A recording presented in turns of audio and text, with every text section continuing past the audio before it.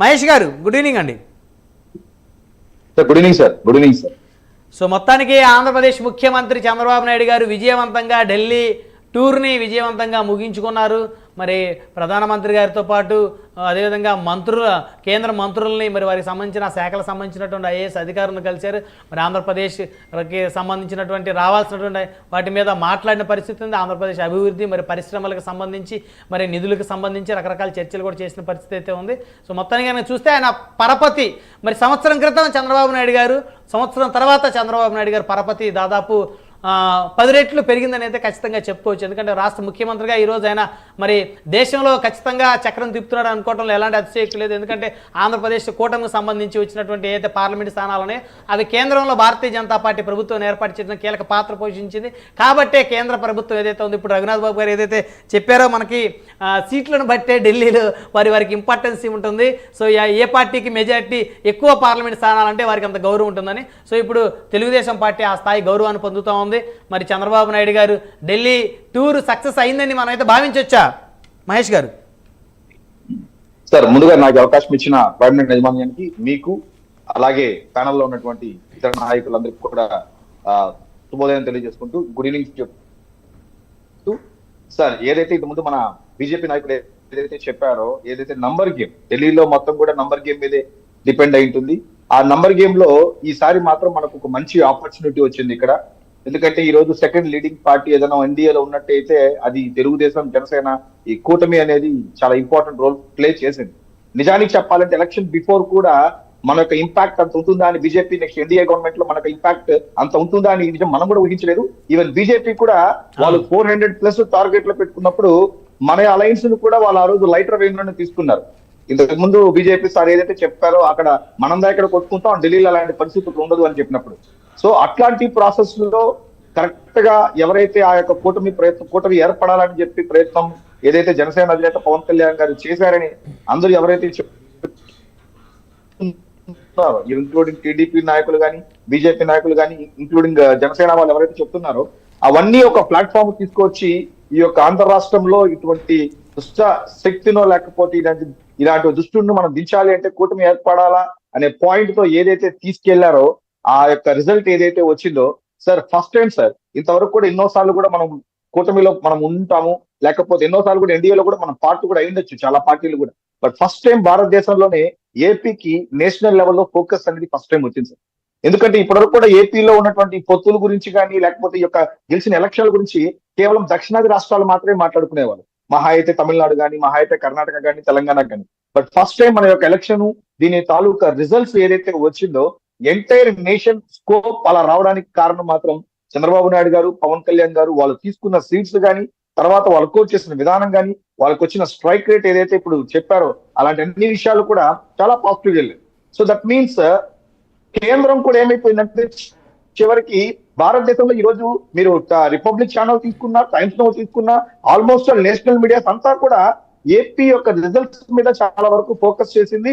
Even ఆ రోజు ప్రమాణ స్వీకారానికి ఎవరైతే స్వయాన ప్రధానమంత్రి వచ్చి స్వయాన ప్రమాణ స్వీకారం తీసుకొచ్చారో ఎంటైర్ నేషన్ కానీ మొత్తం ఇండియా అంతా కూడా ఒకసారి ఏపీ వైపు చూడడానికి కారణం అంటే ఎంటైర్ ఇండియా, ఎన్టీ అందరూ కూడా ఈ పక్క చూడడం కానీ, ఈవెన్ మన వాళ్ళు ఎవరైతే అక్కడ ప్రమాణ స్వీకారం చేస్తున్నారో ఆ టైంలో రెస్ట్ ఆఫ్ ఇండియాలో ఎంతమంది ఎంపీలు చేసినా కానీ అంత రెస్పాన్స్ రానప్పటికీ మన ఏపీ ఎంపీలు పర్టికులర్ గా చేసేటప్పుడు పార్లమెంట్ లో మనకు దొరికిన గౌరవం ఏదైతే ఉందో, సో దట్ మీన్స్ ఈ రోజు ఎన్డీఏ గవర్నమెంట్ నిలబడడానికి దాహోత పడినటువంటి ఆంధ్ర రాష్ట్రం మన కూటమి ఏదైతే ఉందో దాని వల్ల డెఫినెట్ గా ఈ రోజు బీజేపీ వాళ్ళు మన మీద స్పెషల్ ఇంట్రెస్ట్ చూపిస్తారు. ఇంకోటి సార్, ఆప్టిమిస్ట్ పెసిమిస్ట్ అని చెప్పి ఇది రెండు ఇంగ్లీష్ లో 2 పదాలు ఉంటుంది. అంటే ఆప్టిమిస్ట్ అంటే ఏంటంటే ప్రతి సమస్యలోనూ కూడా ఒక అవకాశాన్ని ఎత్తుక్కుంటాడు. సమస్య ఉంటుంది, అవకాశం ఎత్తుక్కుంటాడు. సో ఈ రోజు కేంద్రంలో సమస్య ఉంది. నిజం చెప్పాలంటే 2014 నుంచి ఫస్ట్ ఎన్డీఏ 2014లో గవర్నమెంట్ కానీ ఆ తర్వాత 2019లో గవర్నమెంట్ తో పోల్చుకుంటే నాకు తెలిసి ద బెస్ట్ పార్లమెంట్ ఇప్పుడు జరుగుతాడు. ఎందుకంటే టగ్ ఆఫ్ వార్ ఉంది. ఈ పక్క వీళ్ళు 200 మంది ఉన్నారు. మీరు కూడా చూశారు, మొన్న కూడా రాహుల్ గాంధీ కానీ, అవును, ప్రధానమంత్రి మాటలు కానీ, అంటే చర్చలు బాగా వేడిగా జరుగుతుంది. బెస్ట్ డిస్కషన్స్ జరుగుతుంది, బెస్ట్ డిబేట్ జరుగుతుంది. సో ఈ టైంలో ఆపర్చునిటీని తీసుకునేవాడే మంచి ఆప్టిమిస్టిక్ అవుతాడు. సో ఇలాంటి సందర్భంలో ఇది ఖచ్చితంగా ఆంధ్ర రాష్ట్రం ఖచ్చితంగా అవకాశం అందిపుచ్చుకుంటుంది. ఇంకా జగన్మోహన్ రెడ్డి పరిస్థితికి వస్తే ఈజ్ ఎ పెసిమిస్ట్. అతను అక్కడ అవకాశం ఉన్నా కానీ అందులో సమస్యను చూశాడు. ఏ సమస్యను చూశాడు? ఆంధ్ర రాష్ట్రం సమస్యను చూడలేదు, తన సమస్యను ఎత్తుక్కున్నాడు. సో హీఈస్ ఎ పెసిమిస్ట్. అతను అవకాశం ఏముంది జగన్మోహన్ రెడ్డి గారికి? ఆ రోజు మరి ఆయనకి 22 పార్లమెంట్ స్థానాలు వచ్చినప్పటికీ కూడా ఆయన పార్లమెంటు స్థానాలను బేస్ చేసుకుని కేంద్రంలో భారతీయ జనతా పార్టీ ప్రభుత్వం ఏర్పాటు చేయలేదు కదా. సో ఆయనకి ఏముంది అవకాశం? ఆయన ఇప్పుడు కూడా అదే కదా అనేది. నాకు ఈరోజు చంద్రబాబు నాయుడు గారికి ఉన్న అవకాశం నాకున్నట్లయితే ఖచ్చితంగా నేను ప్రత్యేక హోదా అంశాన్ని సాధించేవాడిని, రాష్ట్రానికి రావాల్సిన రాబట్టేవాడిని అనేటువంటి వ్యాఖ్యలు ఈ రోజుకి చేస్తామన్నారు.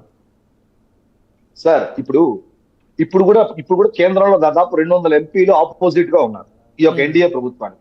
అంటే మీరు అన్నట్టు ఈ రాష్ట్రాల్లో వీళ్ళకి ఏ పనులు జరగరా, వీళ్ళు ప్రభుత్వాన్ని ఏం వ్యతిరేకించినా కానీ వీళ్ళ రాష్ట్రంలో కావాల్సిన హక్కులు వీళ్ళు తీసుకోరా, వీళ్ళకి రోడ్లు బాగాలేదంటే తీసుకోరా, లేకపోతే వీళ్ళకి ఇండస్ట్రీస్ కావాలంటే కేంద్రం ఇవ్వదా? మనం అడగాల, మనం ప్రయత్నం చేయాల.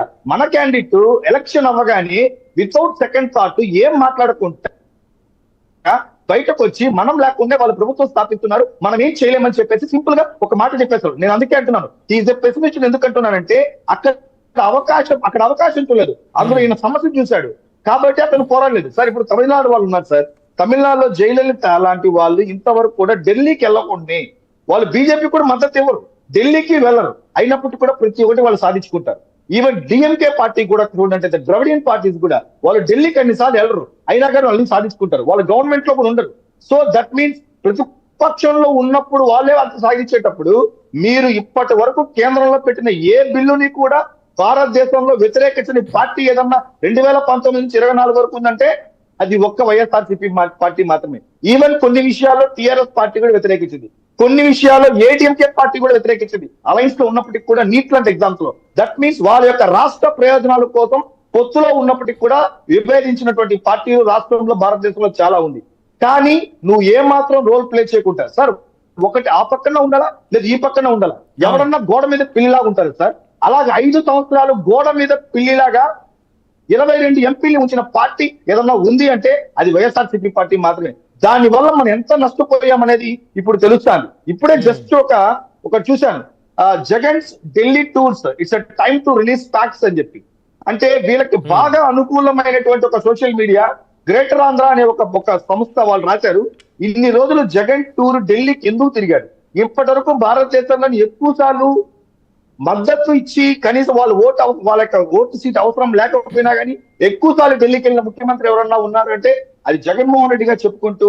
కానీ ఇప్పటి వరకు కూడా వెళ్ళిన తర్వాత సీఎంఓ ఆఫీసు ఏదైతే సీఎం ఆఫీస్ ఉంటుందో ఏ పర్పస్ మీద వెళ్ళారు, అక్కడ వెళ్ళి ఏం డిస్కస్ చేశారు, తిరిగి తర్వాత ఏమొచ్చి చెప్పారన్నప్పుడు ఒకే ప్రెస్ నోట్ ని ఒకే ప్రెస్ రిలీజ్ ని వాళ్ళు అటు ఇటుగా తేదీలు మార్చి, అంటే పోయిన నెల 6వ నెల పోయింటే ఆ డేట్ వేసి, ఆ తర్వాత 9వ నెల పోయింటే ఆ డేట్ వేసి, 2020 నెల పోయింటే ఆ డేట్ వేసి తేదీలు మార్చి ఒకే ప్రెస్ రిలీజ్ చేసినటువంటి ఓన్లీ స్టేట్ ఏదైనా ఉంది అంటే ఇది ఆంధ్ర రాష్ట్రం అని చెప్పి, ఇది మనం చెప్పడం కాదు, వాళ్ళకి బాగా అనుకూలమైనటువంటి గ్రేట్ ఆంధ్ర వాళ్ళు ఇచ్చిన రిపోర్ట్. దట్ మీన్స్ 5 సంవత్సరాలు ఈయన ఎందుకు వెళ్ళారు అని చెప్పడానికి ఇట్స్ వెరీ క్లియర్ ఫ్యాక్ట్. అక్కడేంటి, ఈయన స్వయ ప్రయోజనాల కోసమే పోయాడు తప్ప ఇంకో ప్రయోజనాల కోసం పోలేదు. రెండో సార్, ఈసారి 2017-18 ఏదైతే ట్రాప్, ఆ రోజు ట్రాప్ లో పడ్డారు ఎవరంటే ఆ రోజు ఇంక్లూడింగ్ టీడీపీ వాళ్ళు ట్రాప్ లో పడ్డారు ఈ యొక్క ప్రత్యేక హోదా మీద. ఈ రోజు అగైన్ మీరు తీసుకొస్తున్నారు, అది లైమ్ లైట్ లో లేని కాన్సెప్ట్. ఈ రోజు ఎలక్షన్స్ దాని మీద పెట్టి వెళ్ళట్లేదు, మోర్ ఓవర్ అది 10 years అయిపోయింది. అదే కాకుండా లాస్ట్ 2 days బ్యాక్ ఒక సెంట్రల్ మినిస్టర్ బుందేల్ఖండ్ లాంటి ఒక ప్యాకేజీని మాత్రం ఖచ్చితంగా ఆంధ్ర రాష్ట్రానికి ఆ రోజు ఇచ్చారు, దాన్ని సద్వినియోగం చేసుకోలేదు, తిరిగి దాన్ని మళ్ళా మనం తీసుకోవచ్చిన పాయింట్ తీసుకెళ్లారు. ఇంకా ఈ రోజు చూసినట్టయితే సో ఇవన్నీ చూసినప్పుడు వెరీ పాజిటివ్ అనేది సెంటర్ లో క్రియేట్ అయింది. జనసేన పాత్ర ఎంత, రాష్ట్ర ప్రయోజనాలను కేంద్రం నుంచి సాధించడంలో జనసేన పాత్ర ఎంత? సార్ జనసేన ఈ రోజు ఎవరు అవునన్నా కాదన్నా, ఎవరన్నా హట్ అయినా బాధపడ్డా కానీ, బట్ ఈ రోజు స్టేట్ ఇంట్రెస్ట్ కోసం ఆ రోజు నిజం చెప్పాలంటే బీజేపీ వాళ్ళు టీడీపీతో అంత టర్మ్స్ కానీ, టీడీపీకి బీజేపీతో ఉన్న టర్మ్స్ కానీ అంత స్ట్రాంగ్ టర్మ్స్ అయితే లేదు. దానికి సో మెనీ రీజన్స్ కావచ్చు. బట్ ఆ రోజున సందర్భంలో జనసేన అధినేత పవన్ కళ్యాణ్ గారు బీజేపీ అలయన్స్ లో ఉన్నారు.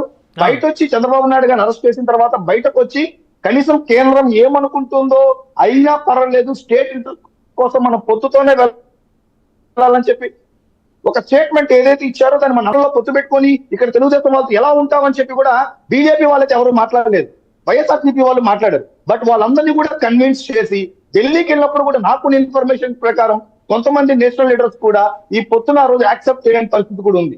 కొంతమంది ఇదే విషయాన్ని కళ్యాణ్ గారు కూడా కొన్ని సందర్భాల్లో చెప్పారు. బట్ అఫ్ కోర్స్ ఆ రోజున సిచ్యువేషన్స్, ఆ రోజున్న ఫ్యాక్ట్స్ అందరూ కూడా మాట్లాడుంటాం, అందరూ కూడా సందర్భం పట్టి మాట్లాడుంటాం. సో దాని అన్ని కూడా తెచ్చేసుకొని కన్విన్స్ చేసి ఏదైతే ప్లాట్ఫామ్ తీసుకొచ్చారో ఆ తర్వాత ఏదైతే ఈవెన్ 24 సీట్లు వచ్చినప్పుడు కూడా ఆ 3 సీట్లు కూడా తగ్గించుకొని 21కే పడినప్పుడు కూడా జనసేన పార్టీ చాలా ఇబ్బందులు పడినా చాలా తక్కువ మాటలు అనిపించుకున్నప్పటికీ కూడా స్టేట్ ఇంట్రెస్ట్ కోసం నిలబడిన వ్యక్తి కాబట్టి చంద్రబాబు నాయుడు గారు కూడా ఈ రోజు అట్మోస్ట్ ఇంట్రెస్ట్ ప్రతి విషయంలోనూ పవన్ కళ్యాణ్ గారు కూడా ద బెస్ట్ ప్రియారిటీ అన్ని ఇస్తున్నారు. సో ఈ రోజు ఈ యొక్క ఇంపాక్ట్ ఎందుకు ఉండదు సార్?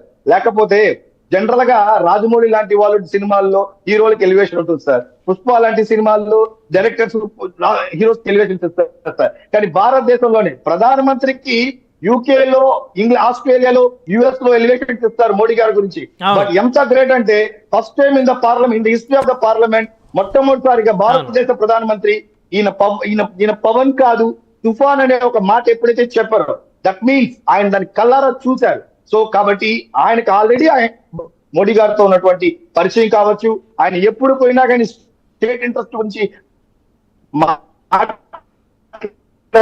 కాబట్టి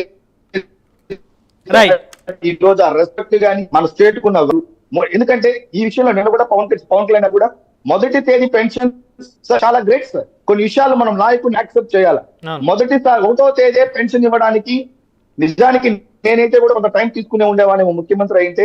బట్ చంద్రబాబు నాయుడు గారికి అనుభవం ఉంది కాబట్టి ఆ 1వ తేదీ కూడా ఇచ్చారనే మాట ఏదైతే చెప్పారో దట్ మీన్స్ ఒక లీడర్ అనే వ్యక్తిని, ఒక లీడర్ని యాక్సెప్ట్ చేయడం అనేది చాలా ఇంపార్టెంట్ ఒక లీడర్ ఎదగడానికి కూడా. సో ఆ విషయంలో చంద్రబాబు నాయుడు గారు ఒకవేళ అటు ఇటు ఇబ్బంది పడ్డా కానీ ఆయన ఇబ్బంది పడరు. ఆయనకు ఉన్నటువంటి స్కోప్ లో పవన్ కళ్యాణ్ జనసేన పార్టీ నుంచి ఆ సపోర్ట్ అయితే మనకు బలంగా ఉంటుంది కేంద్రం నుంచి అని మాత్రం మనస్ఫూర్తిగా మేము జనసేన